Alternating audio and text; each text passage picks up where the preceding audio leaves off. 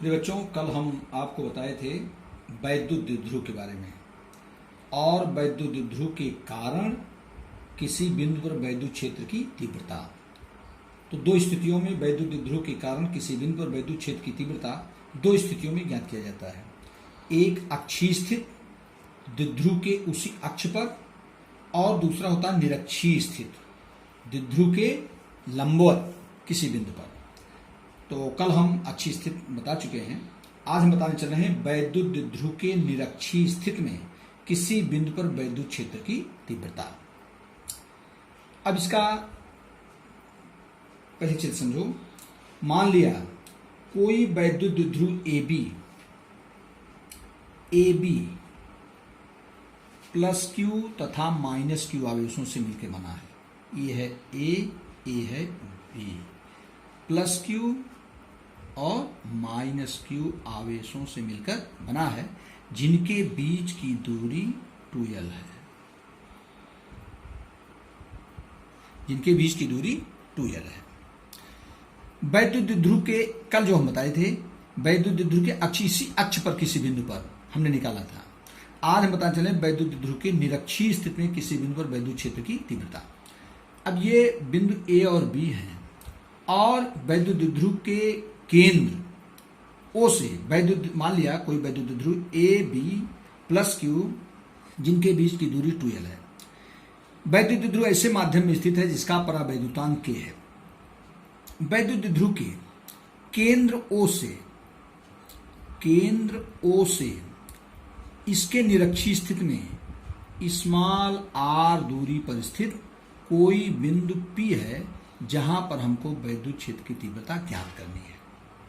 ये small r दूरी पर ये OP की दूरी है। ये वैद्युत द्विध्रुव हमारा है और इसके केंद्र O से स्मॉल r दूरी पर स्थित कोई बिंदु P है जहां पर हमको वैद्युत क्षेत्र की तीव्रता ज्ञात करनी है। अब इसमें भी वही काम करें जैसे कल हम बताए थे। प्लस क्यू आवेश के कारण बिंदु P पर निकालेंगे, फिर माइनस क्यू आवेश के कारण बिंदु P पर निकालेंगे और फिर उनका परिणामी निकालेंगे। यही काम करने चल रहे हैं। तो हम क्या करेंगे, ए से पी को ज्वाइन कर देंगे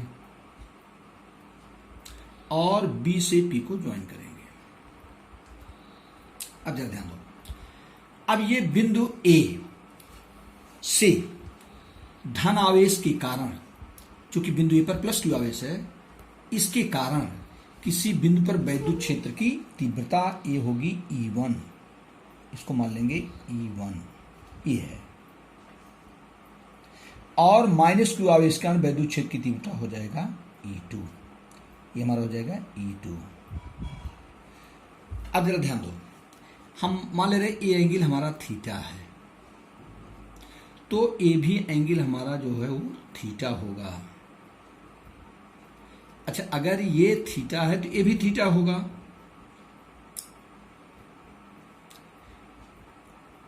अच्छा, ये अगर 2l है तो ये इधर EL हो गया और इधर L होगा। ये सब कल समझा चुके हैं। ये भी L होगा। फिर से एक बात सुन लो। मान लिया कोई वैद्युत द्विध्रुव ए भी प्लस क्यू तथा माइनस क्यू आवेशों से मिलकर बना है, जिनके बीच की दूरी 2l है। द्विध्रुव ऐसे माध्यम में स्थित है जिसका परावैद्युतांक k है। द्विध्रुव के केंद्र O से निरक्षीय स्थिति में स्मॉल r दूरी पर स्थित कोई बिंदु P है जहां पर हमको वैद्युत क्षेत्र की तीव्रता ज्ञात करनी है। अब बिंदु प्लस क्यू आवेश के कारण बिंदु P पर वैद्युत क्षेत्र की तीव्रता E1 और माइनस क्यू आवेश के कारण बिंदु P पर वैद्युत क्षेत्र की तीव्रता E2 है। हमने बताया था धन आवेश के कारण वैद्युत क्षेत्र की दिशा बाहर की तरफ होती है और माइनस क्यू आवेश के कारण वैद्युत क्षेत्र की दिशा अंदर की तरफ होती है। यही होगा। अच्छा, ये कोण थीटा है तो ये भी कोण थीटा होगा। ये थीटा है तो ये भी थीटा होगा, क्योंकि ये L है, ये R है। अगर लंब और ये आधार बराबर है तो कर्ण भी दोनों के जो होंगे ये भी बराबर होंगे। तो जो मान BP का होगा वही मान AP का होगा। तो अब आगे ध्यान दो। तो ये एंगल अगर थीटा है तो भी थीटा होगा और ये थीटा है तो ये भी थीटा होगा। क्यों, समझा?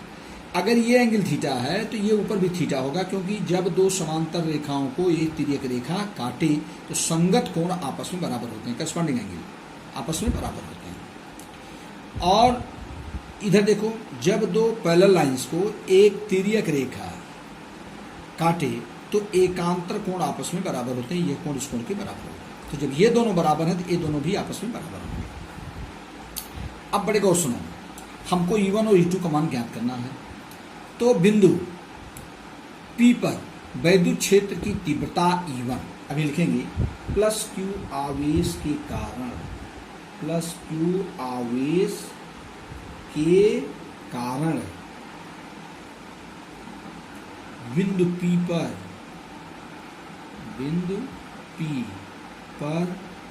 वैद्युत क्षेत्र की तीव्रता, वैद्युत क्षेत्र की तीव्रता, क्षेत्र की तीव्रता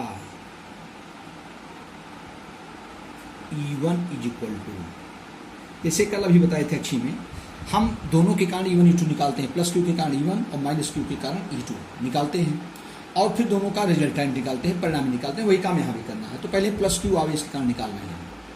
बिंदु P पर वैद्युत क्षेत्र की तीव्रता किसी एक आवेश के कारण, किसी एक आवेश के कारण, किसी पॉइंट चार्ज के कारण, किसी बिंदु आवेश के कारण किसी बिंदु वैद्युत क्षेत्र की तीव्रता फॉर्मूला होता है 1/4 पाई एप्सिलॉन 0 के 1/4 पाई एप्सिलॉन नॉट के एप्सिलॉन 0 के इंटू Q अपान R स्क्वायर।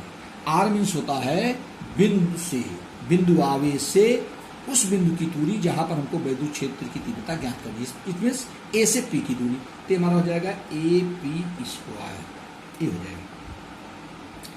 प्लस Q आवेश कारण बिंदु P पर वैद्युत क्षेत्र की तीव्रता E1 ए बराबर हो जाएगा 1/4 पाई एप्सिलॉन नॉट के Q अपान AP स्क्वायर, क्योंकि A से P की दूरी। फिर माइनस Q आवेश के कारण, माइनस Q आवेश के कारण, आवेश के कारण बिंदु P पर वैद्युत क्षेत्र की तीव्रता, बिंदु P पर वैद्युत क्षेत्र की तीव्रता, electric field due to minus Q charge at point P, वैद्युत क्षेत्र की तीव्रता E2 इज इक्वल टू, इसका भी होगा 1/4 पाई एप्सिलॉन नॉट के इंटू Q अपान BP स्क्वायर, BP स्क्वायर। चूंकि हम इस आवेश से निकालना है तो इससे P की दूरी, तो हो जाएगा यहाँ से BP स्क्वायर, ये हो जाएगा BP स्क्वायर। ये हो गया हमारा E1, ये हो गया E2 का मान। अब जरा ध्यान दीजिए, बिंदु P पर वैद्युत क्षेत्र E1 के दो वियोजित घटक, चूंकि वैद्युत क्षेत्र हमारी एक वेक्टर क्वांटिटी होती है, सदिश राशि है, और ये थीटा पर है, तो इसके दो वियोजित घटक होंगे। ये हमारा हो जाएगा E1 और ये हमारा हो जाएगा, ये हमारा हो जाएगा E1 cos थीटा ए। चूंकि ये E1 हमारा जो है ये एंगल थीटा पर है, तो इसके दो वियोजित घटक होंगे। ये हो जाएगा E1 sin थीटा और ये हमारा हो जाएगा E1 cos थीटा। उसी प्रकार से ये बिंदु P पर, बिंदु P पर ये जो हमारा E2 है, इसके भी दो वियोजित घटक होंगे, दो कंपोनेंट्स, रिजॉल्विंग वेक्टर्स दो इसके होंगे। तो हमारा हो जाएगा E2 इधर है, तो हमारा हो जाएगा E2 cos थीटा, और ये हमारा हो जाएगा नीचे E2 sin थीटा। क्या ध्यान दीजिएगा, फिगर का फिर समझ लो। ये बिंदु P पर ये जो वेक्टर E1 है, इसके दो वियोजित घटक होंगे। E1 जो परपेंडिकुलर होता है साइन के रूप में, और जो एंगल की तरफ होता है हॉरिजॉन्टल कंपोनेंट्स, एक कास के रूप में होता है। तो E1 sin थीटा और ये हो जाएगा E1 cos थीटा। उसी प्रकार से E2, अब ये E2 के दो वियोजित घटक होंगे, ये हो जाएगा हमारा E2 cos थीटा और ये इसका परपेंडिकुलर ये होगा, ये हो जाएगा E2 sin थीटा, ये E2 sin थीटा। ये हो गया, ये चीज लिखना पड़ेगा। बिंदु P पर,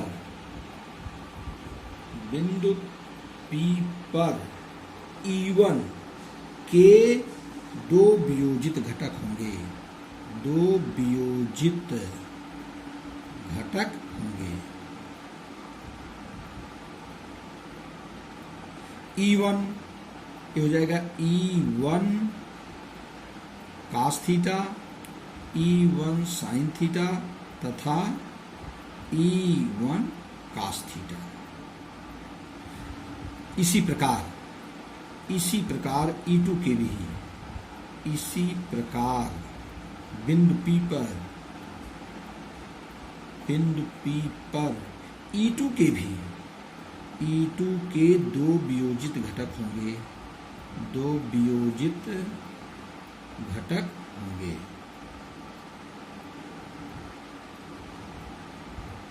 ये हो जाएगा E2 sin थीटा तथा E2 cos थीटा। लेकिन जरा ध्यान दो, E1 sin थीटा और E2 sin थीटा, बिंदु P पर जो देख रहे हो ऊपर जो है E1 sin थीटा है और नीचे तुम्हारा E2 sin theta. E1 sin theta and E2 sin theta both are equal but in opposite direction. E1 sin theta यहाँ पर लिख देंगे, चूंकि E1 sin थीटा तथा E2 sin थीटा बराबर परंतु विपरीत दिशा में है, बराबर परंतु विपरीत दिशा में है,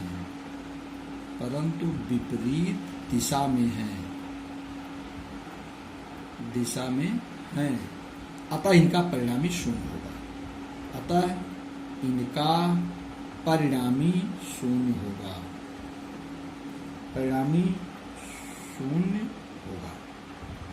अच्छा अब एक चीज समझो, E1 E2 थीटा तो मान ली दोनों बराबर है, E1 और E2 काहे बराबर हैं? यहाँ देखो E1 1/4π0 Q अपन AP square, E2 1/4π0 K Q अपन BP स्क्वायर। लेकिन AP इक्वल टू BP, जो मान AP का होगा वही मान BP का होगा।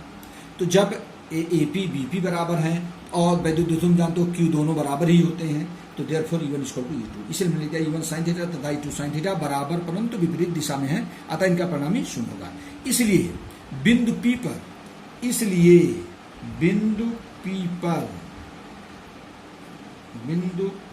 पर परिणामी वैद्युत क्षेत्र की तीव्रता,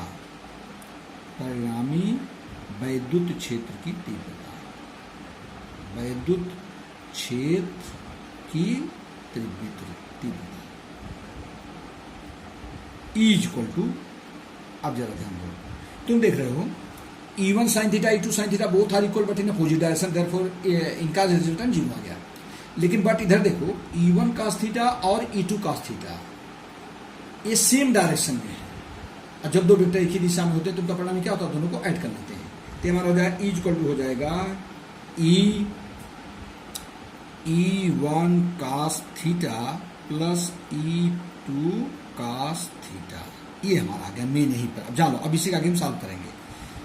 अब हमको cos थीटा प्लस E पड़ता है, चूंकि E1 is equal to E2, इसलिए E इक्वल टू आ जाएगा 2E1 cos थीटा। जब E1 E2 बराबर है तो चाहे दोनों 2E1 लिख दो चाहे 2E2 लिख दो। E इक्वल टू, अब इसी को आगे हमको सॉल्व करना है। 2E1 का मान कितना आया था? 1/4πε0 K इंटू Q अपान AP स्क्वायर। अब बड़े गौर सुनो, इंटू cos थीटा। अब चाहे E1 लिखते, E1 E2 का 2E1 cos थीटा या 2E2 cos थीटा। E2 हो जाता था BP स्क्वायर हो जाता 2E2 cos थीटा में तो हो जाता 1/4 Q upon BP square into cos theta.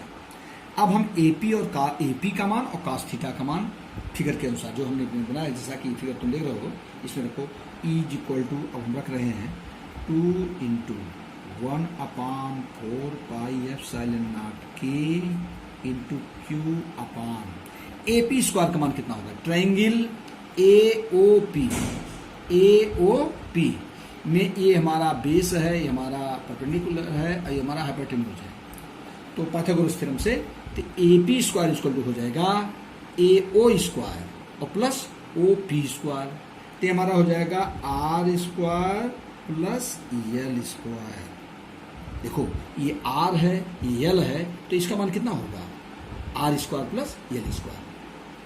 AP square equal to हो जाएगा AP square equal to AO square plus OP square, तो हो जाएगा L square plus R square. तो हमने लिख दिया into cos cos theta equal to क्या होता है, base upon hypotenuse, base upon आधार बटे कर्ण, आधार है यल, और इस कर्ण का मान कितना आएगा, हाइपोटेन्यूज का मान कितना आएगा, under root are square plus L square. तो ये मिल गया इंटू आ जाएगा कास थीटा इक्वल टू, ये आ जाएगा L upon base upon hypotenuse under root, ये आ जाएगा are square plus L square. अब इसी को सॉल्व करते हैं, चले जाएंगे। Equal to 1/4 pi epsilon not के इंटू 2ql अपान, अच्छा बताओ आर स्क्वायर प्लस यल स्क्वायर हो गया, इसकी पावर कितना हो जाएगा 1, और under root are square plus power हो जाएगा 1/2, तो ये कितना हो जाएगा, मल्टीप्लाई में पावर ऐड होती है, तो इसकी पावर तो 1 आ गया, आर स्क्वायर प्लस यल स्क्वायर जो आया है 1 पावर, और अंडर रूट जो हमारा आया है आर स्क्वायर प्लस इसका होल पावर 1/2 आएगा, तो हमारा हो जाएगा are square plus L square का होल पावर 3/2। फिर से जरा समझो, ए बी स्क्वायर ये हमारा r square plus l square है, और कास थीटा इक्वल टू हो जाएगा बेस अपॉन हाइपोटेन्यूज, तो बेस हो गया एल और हाइपोटेन्यूज जो है कर्ण हमारा हो गया under root are square plus l square, ये हो गया। अब जरा सुनो, तो r square plus l square का होल पावर यहाँ पर 1, कोई पावर नहीं तो 1 मान लेंगे, और under root are square plus square under root में मीन्स कितना होगा, इसका होल पावर आएगा 1/2, तो यहाँ 1 और 1/2 मिलकर ऐड करेंगे, क्योंकि मल्टीप्लाई पावर ऐड होती है, तो आ जाएगा 3/2।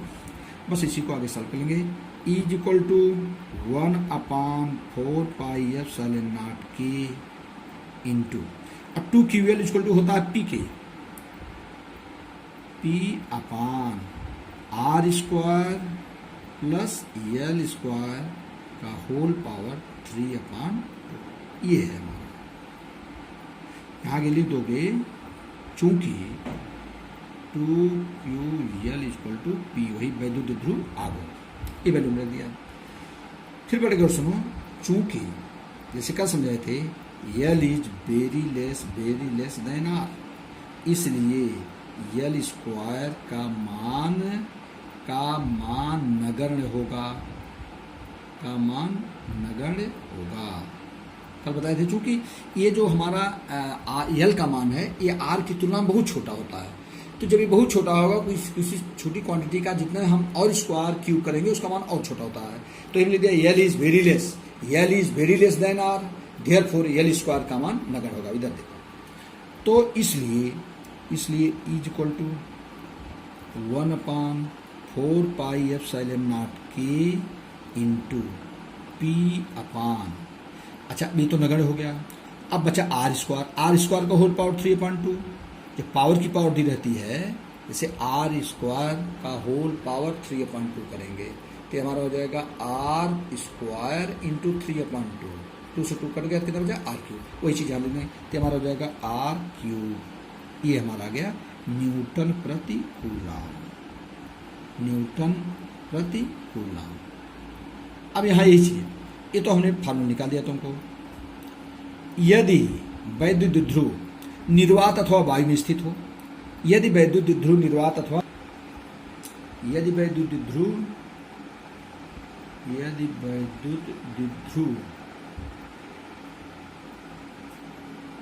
निर्वात अथवा वायु में स्थित हो, तो परावैद्युतांक का मान कितना होता है, तो परावैद्युतांक के डाइलेक्ट्रिक कांस्टेंट जो हमारा के है is equal to 1, therefore is equal to आ जाएगा 1/4 पाई एप्सिलॉन नॉट के इंटू पी अपान एल। यहाँ के नहीं रहेगा, के वैल्यू तो हमने कर दिया, इसे ये हो जाएगा 1/4 pi epsilon not into P upon r cube. ये पर्टिकुलर कंडीशन है जब वैद्युत ध्रुव हमारा किसमें हो, निर्वात अथवा वायु। ये है निरक्षीय स्थिति में किसी बिंदु वैद्युत क्षेत्र की तीव्रता।